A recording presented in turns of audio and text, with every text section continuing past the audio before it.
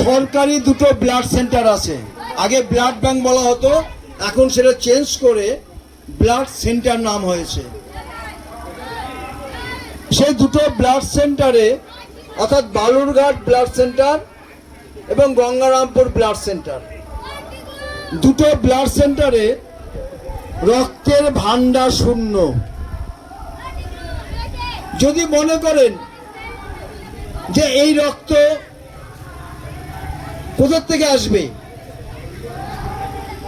এই রক্ত কেডা আমারে দিবে, এই রক্ত তো কোনো কলকারখানায় তৈরি হয় না।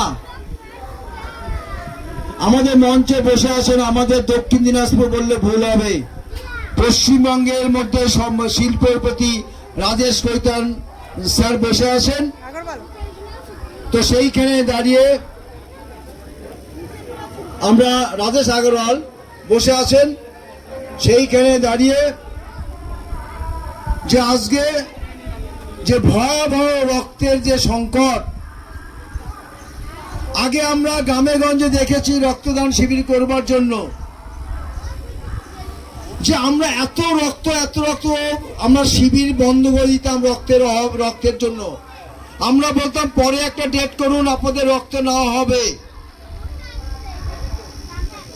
এত মানুষের উৎসব, একটা যে গ্রামে রক্তদান শিবির হচ্ছে সেই গ্রামে একটা উৎসব, সেই এলাকার মানুষরা যুবকরা এগিয়ে আসছে, সেই এলাকা আবার বৃদ্ধ বনিতারা এগিয়ে আসছে রক্তদান করবার জন্য।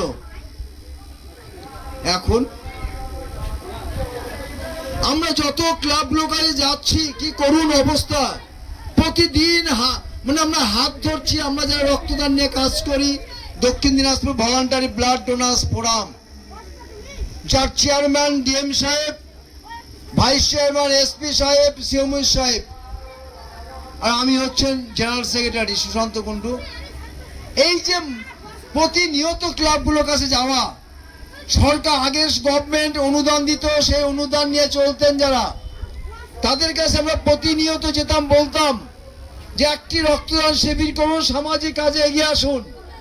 আমরা লক্ষ্য করে দেখেছি তারা অজুহাত দেন, থানার থেকে যখন চেকটা নেন তখন বলে অবশ্যই স্যার অমুক তারিখে অমুক মাসে অমুক তারিখে করব। আমি হিলি থানা দিয়ে বলছি, সমস্ত ক্লাবের নাম, সমস্ত ক্লাবের সেক্রেটারিদের নাম, ফোন নাম্বার আমার ব্যাগের মধ্যেই থাকে সবসময়।